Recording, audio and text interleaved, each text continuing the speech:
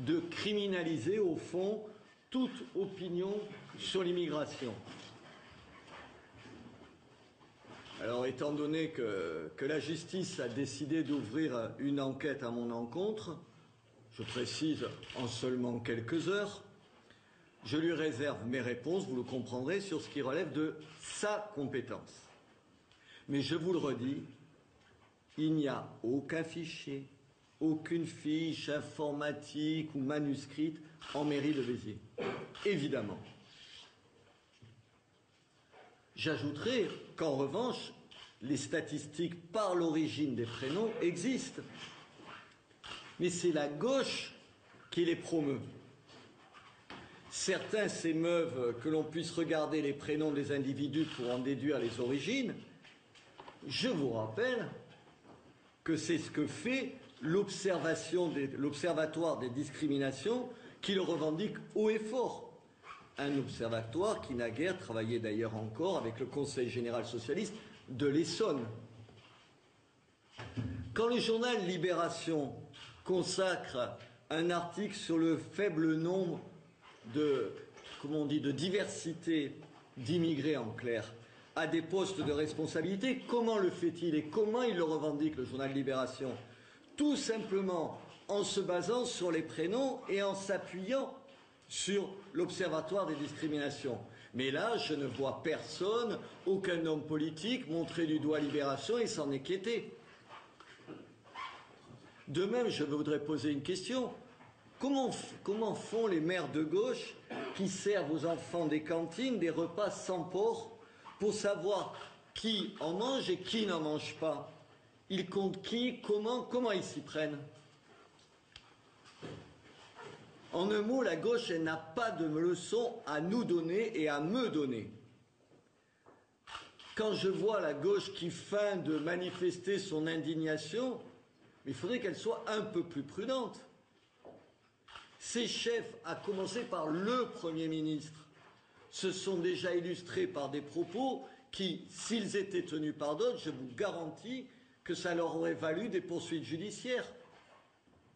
Je voudrais juste rappeler, quand Manuel Valls, en 2008, se plaint qu'il y a trop de Noirs et d'Arabes sur les marchés de sa ville, de la ville dont il est maire à l'époque, qu'il s'en plaint pour l'image de sa commune, et qu'il demande à un membre de son cabinet, je le cite, « Tu me mets quelques blancs, quelques whites, quelques blancs, blancos ». Qui tient ces propos? C'est Manuel Valls. Quand Martine Aubry affirme, c'était en 2012, qu'il y a 35% de Maghrébins à Lille et que c'est génial, elle le sait comment? Au faciès? Quand Jacques Lang écrit en 2014, l'an dernier, au Premier ministre, pour lui dire que les 2/3 environ des prisonniers en France sont des musulmans, il le sait comment? Par l'opération du Saint-Esprit. Il compte, il traite les chiffres, il catégorise, il s'appuie sur des fichiers ou pire, sur des impressions au faciès. L'éducation nationale.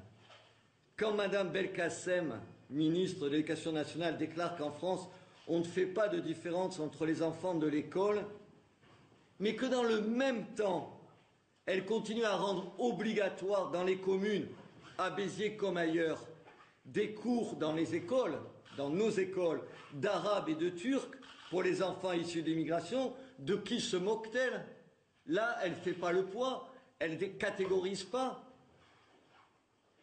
Il est vrai que cette polémique, ça permet de faire oublier à Mme Belkacem le grand silence de l'Éducation nationale sur les affaires de pédophilie. Là, elle a été moins prompte. Le problème, c'est qu'on a une classe politique qui a peur du réel. Et au fond, cette polémique, elle a au moins ce mérite, celui de relancer le débat sur les statistiques. En France, il est interdit de compter le nombre d'enfants musulmans dans les écoles. En revanche, une partie de la gauche, elle, s'appuie sur des chiffres invérifiables pour dire qu'il faut plus de mosquées, par exemple, puisqu'il y aurait de plus en plus de musulmans. Sur quelle base? Comment? Puisque c'est interdit. Pourquoi il faudrait 2000 mosquées? Parce qu'il y a de plus en plus de musulmans. On l'a fait comment? On l'a relevé comment? La seule dérogation qui est accordée dans le domaine des statistiques ethniques, comme on dit, elle est aux chercheurs. Alors expliquez-moi, au nom de quoi des sociologues, par exemple, auraient ce droit et pas les élus et les citoyens? Au nom de quoi? Alors qu'on a besoin d'avoir ces statistiques. Je vous rappelle qu'une partie d'ailleurs de la gauche réclame ces statistiques religieuses ou ethniques. Je citerai un seul exemple, la sénatrice Esther Benassa. Elle souhaite, elle, la légalisation de ces statistiques. C'est vrai que c'est dans le but, elle le dit d'ailleurs elle-même, de donner encore plus de droits aux immigrés. Sérieusement, comment on peut parler de République quand il est interdit de connaître les faits? Parce que le problème, le fond du problème, il est là et il est essentiel. Peut-on se considérer en démocratie quand on n'a pas les informations qui permettent de prendre des décisions politiques et de faire des choix politiques? Je vous rappelle d'ailleurs qu'il y a des pays démocratiques, dirigés par la gauche d'ailleurs, je pense aux États-Unis ou au Brésil, où elles sont autorisées. Je n'ai jamais entendu la gauche s'en plaindre, hurler. Et à juste titre. Oui, il s'agit de mettre fin à l'hypocrisie. Et oui, il s'agit de parler de l'immigration librement. Je conclurai. Personne n'affichera jamais les enfants à Béziers. Mais je vous rappelle que personne en France ne serait capable, à 100 000 personnes près, de dire le nombre de musulmans dans ce pays, et même d'ailleurs le nombre d'immigrés. Personne ne peut dire à 1 million près combien d'immigrés ont traversé la Méditerranée depuis 5 ans.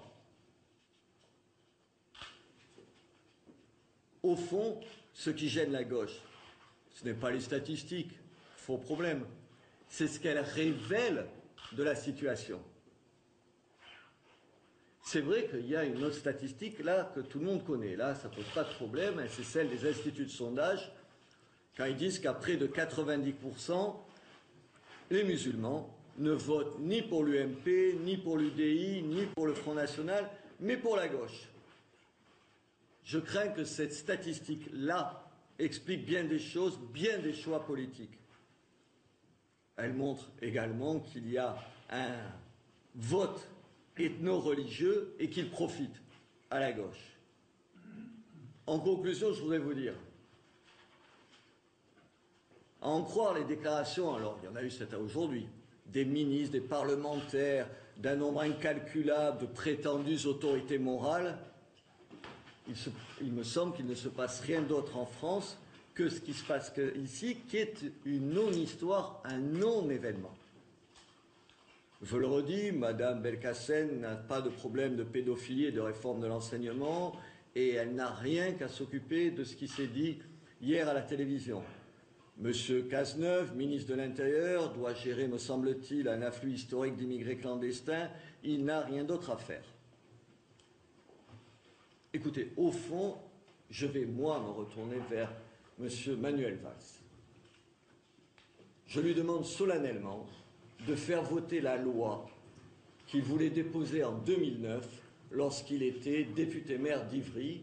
Cette loi, c'était pour légaliser le comptage ethnique, qu'il le fasse et qu'il tienne ses promesses. Monsieur Ménard, confirmez-vous qu'il y a eu une perquisition dans les locaux de l'hôtel de ville il y a quelques heures à peine? Je pense même qu'ils sont là. Je les accueille avec plaisir. Je pense qu'il y aurait d'autres priorités pour 4 officiers de police judiciaire. Je prends à témoin tous les Butérois et tous les Français qui ont un mal fou quand il leur arrive un problème à ce que la police soit chez eux rapidement. Là, toute séance tenante, il y a 4 officiers de police judiciaire qui n'ont rien d'autre à faire que de venir ici. Vous avez été entendu par la police? Non, absolument pas. Monsieur Ménard, hier, vous avez au cours de l'émission donné une proportion avec un chiffre à virgule. Comment établir cette proportion s'il n'y a pas de fichage? Vos propos semblent différents d'hier et d'aujourd'hui. Non, ils sont pas. J'ai jamais parlé de fichage. Je dis que le seul fichier aujourd'hui, le seul listing, il est à l'Éducation nationale. Je n'en ai pas. Et ces déclarations, je les réserverai, vous avez bien compris, puisqu'il y a une enquête, au juge d'instruction si je le rencontre. Monsieur Ménard, vous